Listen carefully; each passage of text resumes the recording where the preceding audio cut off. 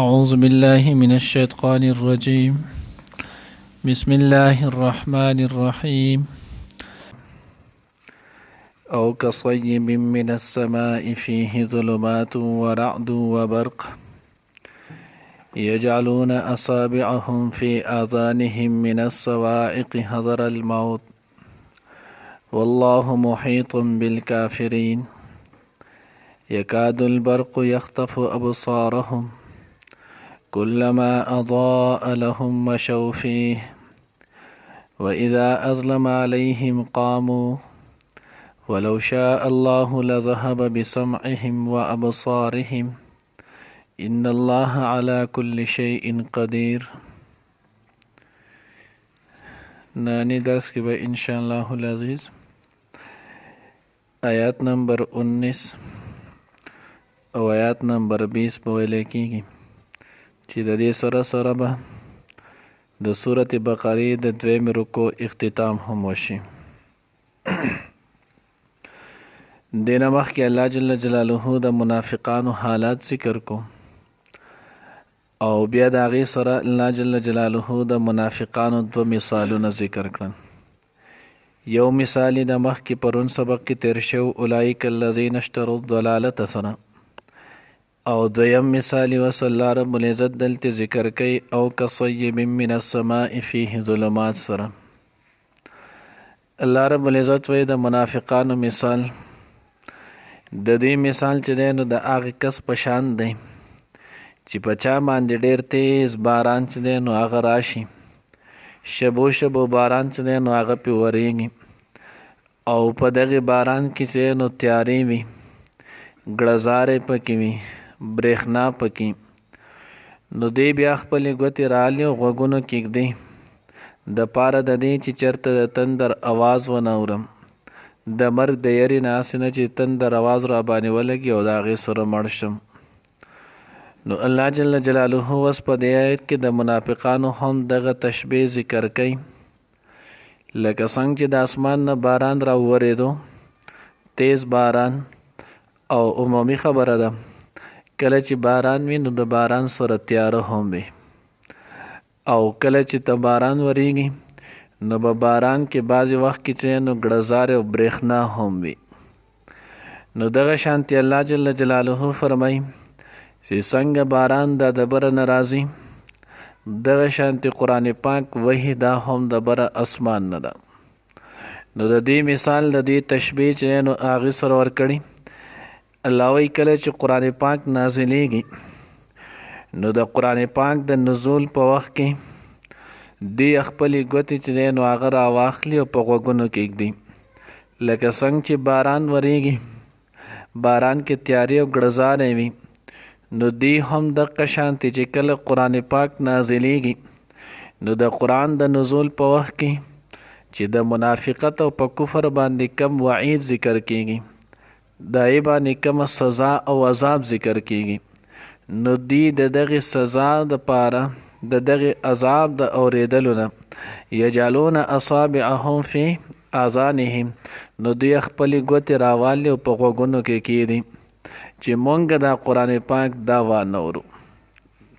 لکه څنګه چې هلته د دغې یرې دا کوي نو دلته هم دغه وعید عذاب دوی نشي برداشت کولی،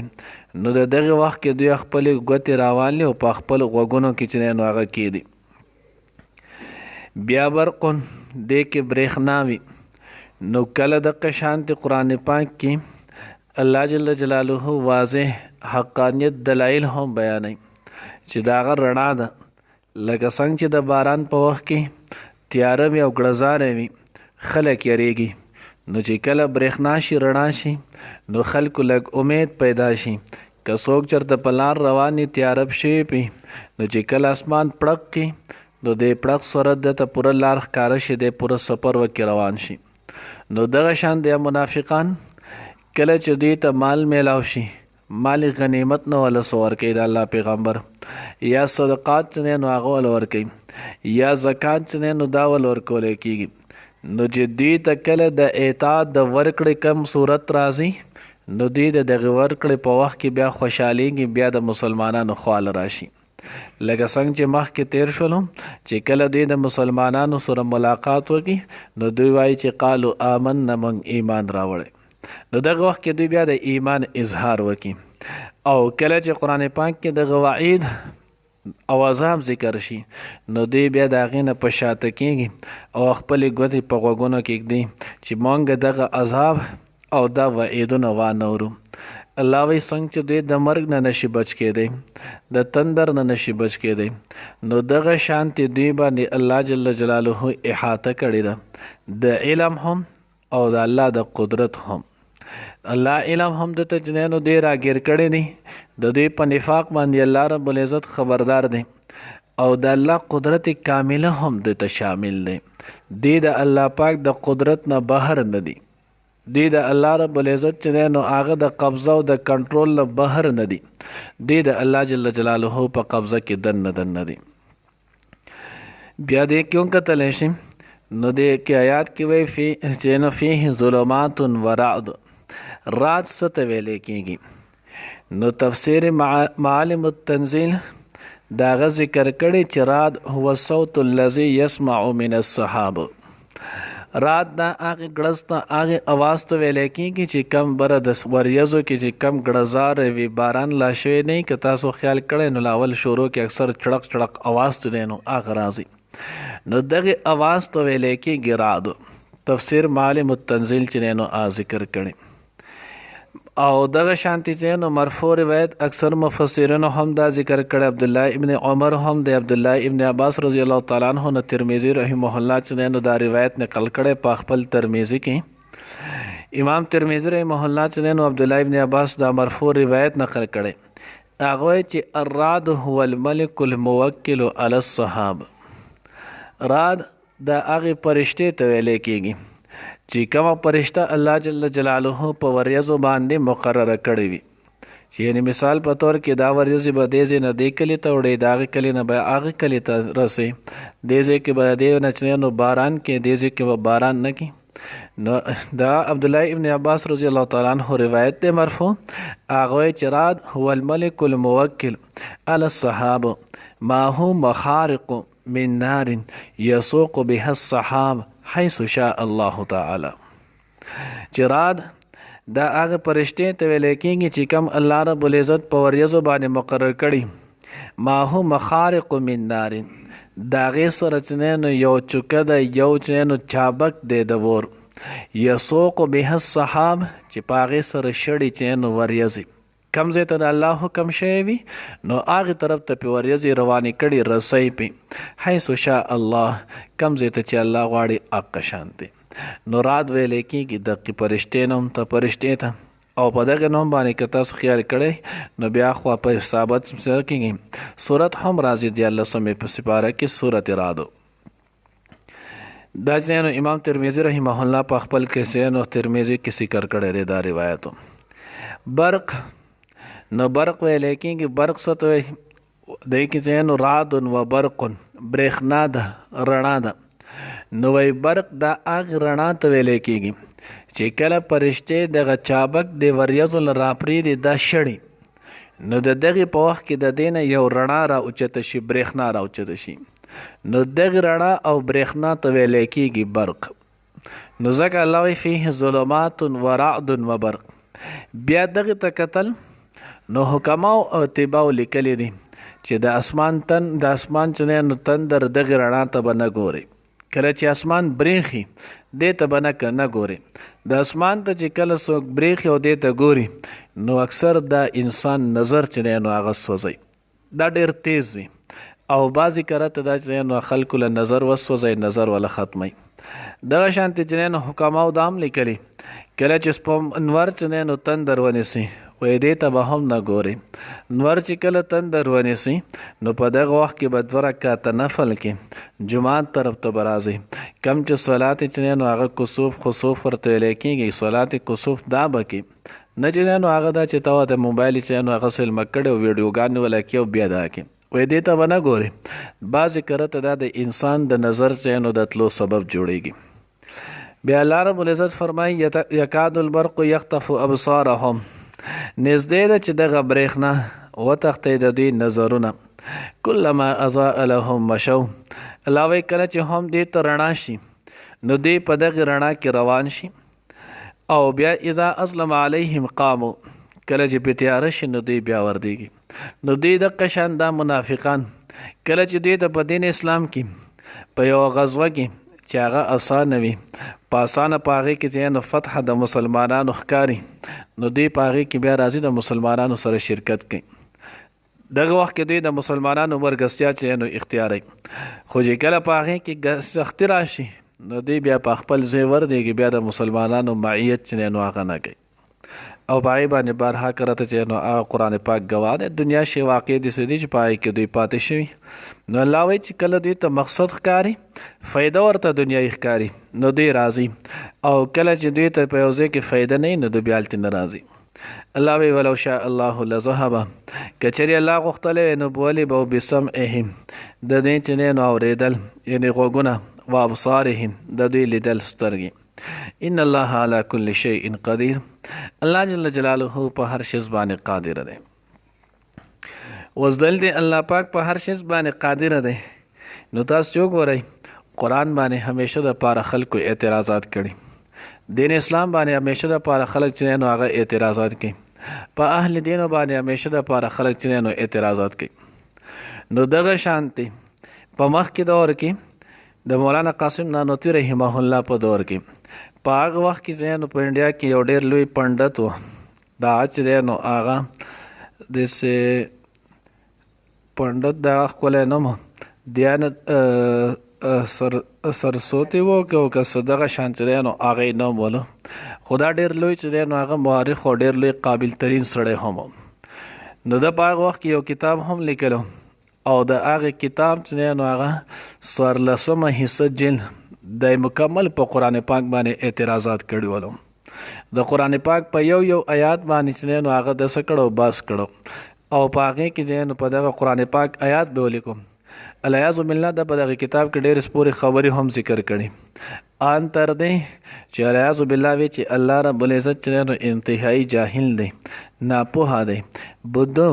د کلي د باندې د سړي نه هم زیات ناپوهه دی. او مال چې نو الله پاک ډېر لوی تحقیق را کړی، زه چې نو هغه څه یم ډېر زیات پوهه یم.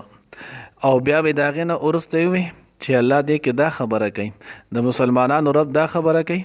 او وس دې ځای نه محققو ځان ته به بیا چې نو اشاره کوله چې زه دا خبره کوم. نو بهرحال د چې کله دغه کولو نو په دې ځای کې ان الله على كل شيء قدير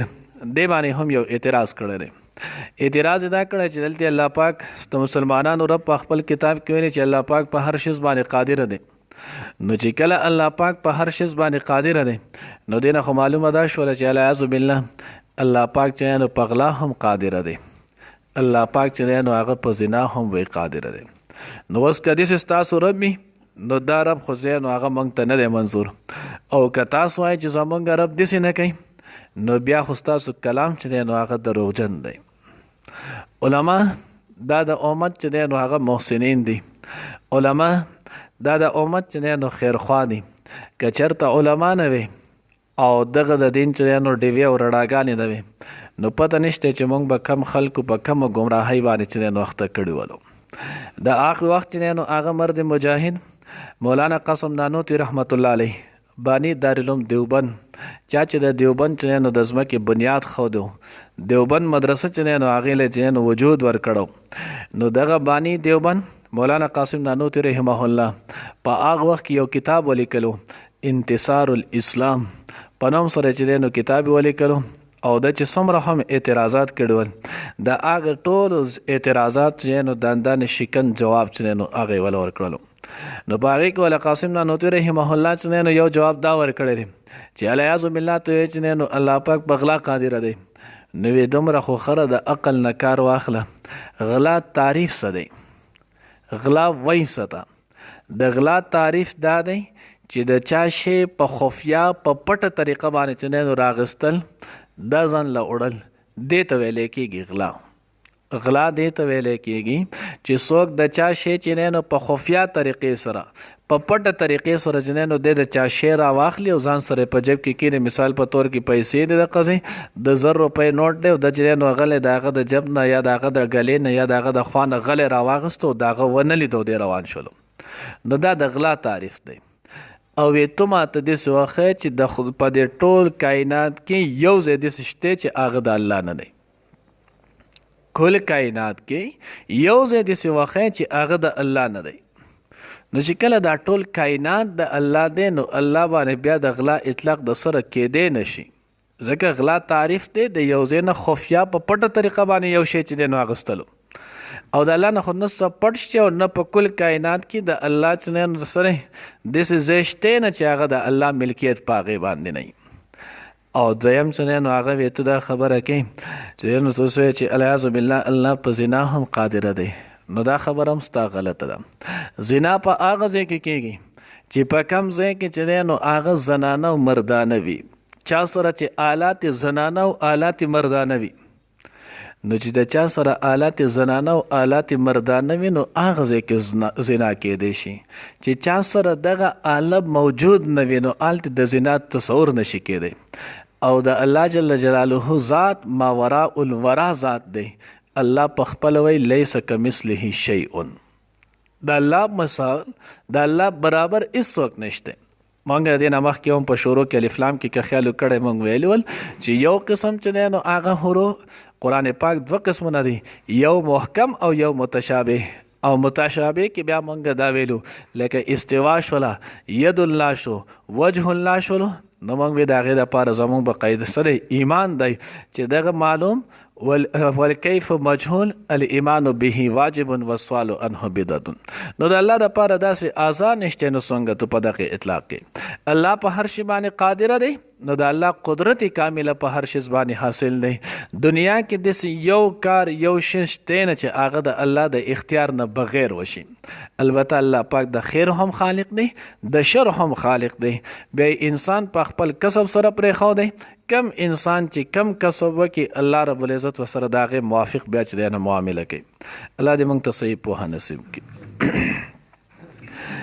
او کصیب یا د دې مثال پشان یعنی د دې منافقانو د دې مثال پشان د ډیر باران د من السماء د اسمان فيه چې پاغې کې ظلمات تیارې وي ورعد او ګړزارې وبرق او برېښنا یجعلون دوی چې نو ننباسي اصابعهم ګوتې خپلې فی آذانهم په غوږونو خپلو کې من الصواعق د تندر د یرې حضر الموت د مرګ د یری. والله الله پاک محیط احاطه کوونکی دی بالکافرین په کافرانو باندې. یکاد البرق نزدې ده چې برېښنا یختفو وتختی اوچت کی ابصارهم د دوی نظر کلما هر کله چې اضاء رڼا شي لهم په دوی باندې مشو نو دوی ځي فیه پاغې کې و اذا اظلم او هر کله چې تیاره شي علیهم په دوی باندې قامو نو دوی ودرېږي.